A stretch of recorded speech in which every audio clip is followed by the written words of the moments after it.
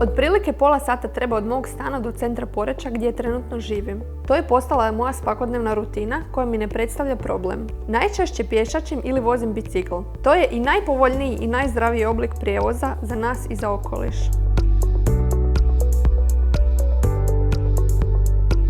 U međugradskom prijevozu koristim vlak ili autobus, a često i BlaBlaCar. Javnim prijevozom štedimo energiju, novac i vrijeme ako uzmemo u obzir automobilske prometne gužve. Neki od negativnih utjecaja motornog prometa na okoliš i okolišno zdravlje su utrošak energije, vibracije i buka, emisije ispušnih plinova koje onečišćuju zrak i uzrokuju klimatske promjene. Cestovni promet je zaslužan za više od 80% emisije stakleničkih plinova.